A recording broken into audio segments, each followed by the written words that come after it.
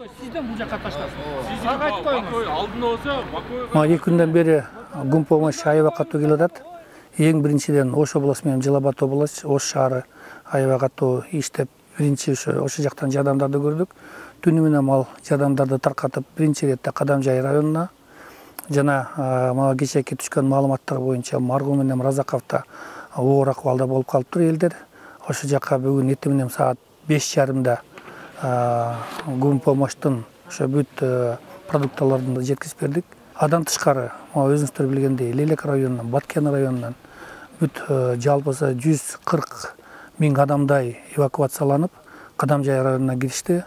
Азыркы күндө Кадамжай районунда, Кадамжайда, Орозбеков айыл өкмөтүндө, Халмиондо ошо бүт ошо айылдарга 140 миң адам эвакуациялап, ошол жерде өзүнүн пока убактылуу ордун табышты. Биринчи иретте каза болгон адамдарды топтомой моргко жеткизип, аерден соответствующий процедураларын өткөзүп, тууган уруктарына бермей.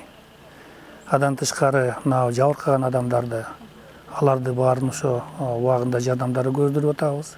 Кечээки күнү аябай оор күн болду, эки жактан аябай катуу атышуулар болду. Ошого байланыштуу бир нече биздин үйлөрүбүз өрттөнүп кетип, жана ошо оор артиллериянын минометтору, снаряддары жарылбай калган моменттер дагы болду.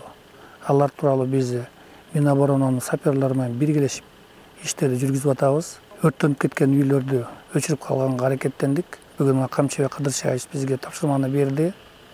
Бүгүн 17 сентябрдан баштап, 2022 жылдан баштап биз жергиликтүү бийлик менен биргелешип комиссияны түзүп, ошо бүт ошо кандай зыян алып келген үйлөрдү, соц объекттерди тактап, ошо комиссиянын негизинде толук чыгымдарды чыгартырганга аракеттенебиз.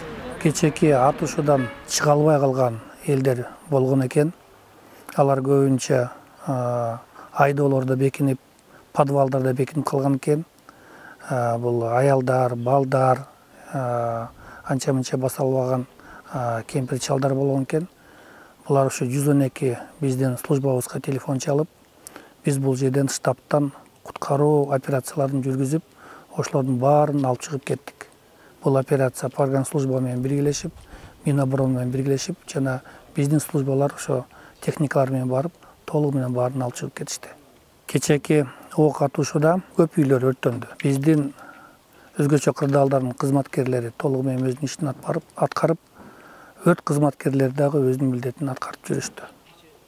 Эми бул аябай кайгылуу окуя болуп, ошо кечээ биз өзгөчө кырдаал министрлигинин өзүбүздүн службабыздан бир адамды жоготтук. Ошо өзүнүн кызматын аткарып аткан жеринен ок атышууга аралашып кетип, ошол жерден ал каза болгондо дагы аябай мындай мукаачылык жагынан каза болду. Анан эми ага карабастан биздин кызматкерлерибиз өзүнүн милдетибизди аткарып атабыз. Мобильный госпитальдерди тартып келдик. Северден 2 мобильный госпитальдарды разворачивать этиргизебиз. Болушунча жардамдарды көргөзгөнгө аракеттенебиз. Эми буну азыр жерлерге чыгабыз. Кошуна мамлекет менен сүйлөшүүлөр жүргүзүлдү.